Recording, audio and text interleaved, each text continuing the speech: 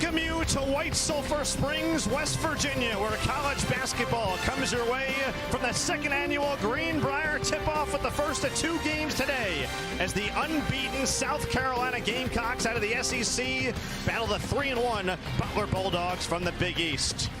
And we say hello inside historic Colonial Hall with the former Iowa State All-American Ann O'Neal. I'm Jack Benjamin. He is the former Penn State defensive lineman, the 12-year NFL vet Tyoka Jackson. Jack Benjamin with you. Simply put, not many words are better than college football is finally back. Oh my goodness, the waiting is over. We welcome you back inside Blake Arena here in Springfield, Massachusetts, the birthplace of basketball. ESPN's National Director of Recruiting, Paul Biancardi, and Jack Benjamin with you. Been an amazing week. So many top prospects on the floor, and now we get number 1 Spire Academy and number 8 Brewster Academy to finish it off. It's a big boy game. That's why you come to the Hoop Hall Classic. And we say hello inside a packed Cam Henderson Center with the former Illinois guard Sean Harrington.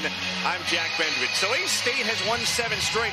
They've also won 6 in a row by double digits, but now they face a road test against the Thundering Herd team that's very good at home. Yeah, they love to live beyond the arc. They attempt 27 threes a game. No way around a tough start for UTSA. 0-2 for the first time in 6 seasons under Jeff Traylor, but it's been a game at A&M, a top 25 team, a shootout loss to Texas State last week, and now a third straight in-state rival to begin the season, and a UIW team out of the FCS that they certainly can't sleep on. Absolutely not.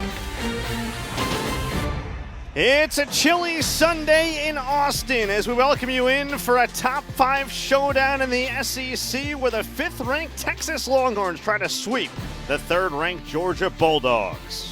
Alongside the former Longhorn Ty Harrington, I'm Jack Benjamin. So Georgia looked like they had a pretty good response from the Game 1 loss, scored the first 4 runs yesterday, and then Texas got it rolling in that 5-run 7th inning. Yeah, I mean, Georgia got off to a great start. We say hello on our featured hole coverage with the 3-time LPGA Tour winner, Christina Kim. I'm Jack Benjamin. We really have seen it all here on day 1 at Bay Hill. It was a struggle early on for a lot of these players to get going, and Shane Lowry has inched his way in front, but he's got a lot of company near the top of the leaderboard. Yeah, he certainly does. You've got 5 players that are 1 shot back. You've got a number of players that are only a couple of shots back. It's win or go home in Hammond. The Illinois State Redbirds are in the Bayou to take on Southeastern Louisiana as the FCS playoffs get underway. And we welcome you inside the booth at Strawberry Stadium alongside the former Florida State Seminole and national champ Forrest Connolly. I'm Jack Benjamin. So 24 teams vying for a chance at a national championship. It all starts, though, with winning in round 1. We've got a great test between 2 terrific teams to get us going.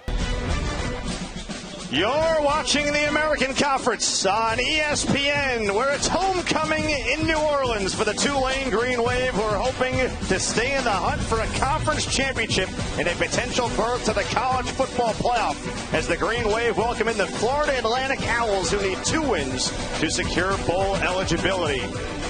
Well, things just changed in a big way in the American Navy, knocking off 24th-ranked South Florida at home. That means Tulane in a terrific spot to reach the championship game, and they control their destiny down the stretch starting today in Uptown. And we welcome you inside Yeoman Stadium alongside former Kansas State offensive lineman and the Super Bowl champ of the Steelers, Barrett Brooks. I'm Jack Benjamin. Smacker Miles from the sidelines shortly. So Tulane had to get a bounce-back win last week at Memphis. They got it, but they can't overlook a highly potent FAU offense. Well, you look at it, the parity in this conference is great. We roll along with the second game of our doubleheader on the opening day of the Greenbrier tip-off, with 2 unbeaten set to square off as the Northwestern Wildcats out of the Big Ten take on the Virginia Cavaliers out of the ACC. And we welcome you once again back inside Colonial Hall alongside the former Iowa State All-American Ann O'Neal. I'm Jack Benjamin. So Ryan Odom in year 1 has this thing rolling at UVA. Meanwhile, year 13 for Chris Collins at Northwestern, he thinks he might have one of his deepest teams. What do you think makes the difference in who gets to 5-0? Well, for Northwestern, it's all about discipline on defense. On the other hand, Virginia, they love to shoot the threes. But Jack, what I think this could come down to is a battle of the bigs. Well, when you start talking about bigs, you talk about Nick Martinelli. He led the Big Ten in scoring a year ago, and he's picking up right where he left off. Just look at those numbers. One of the words that they use to describe him is unique. He's 6'7", he's a lefty. He's got mid-range and a floater, but so far this season, he's 6 for 7 from behind the arc. Now, Northwestern off to a fourth 4-0 start in the last 5 seasons. You can see what they are doing offensively, outscoring their opponents by 24 per game as well. Speaking of front court players, Ryan Odom had to retool in the offseason. He looks like he struck gold on a 6'9" Belgian forward, Testa Ritter, who's been dominant this season. Well, and he is one of the best stretch fours in the nation. He's leading the Cavs, and one of the things, he can also step out and shoot the three, shooting 46% from behind the arc. Ryan Odom is just the second UVA coach to begin his tenure 4-0, joining Henry Lanigan all the way back in 1905, 1906, folks. That's about 120 years ago. UVA's won all 3 matchups, but the last time they met was 18 years ago. They square off at the Greenbrier this time. Comes your way next. And, oh boy, I didn't know this was coming right now. Hey, look at this. Yeah, I hadn't picked up the clubs in a couple of months. That shot looks pretty good there. How about this putt? You got the Tiger Woods celebration going on in Greenbrier. What a beautiful course. Was that so fun? It was a lot of fun.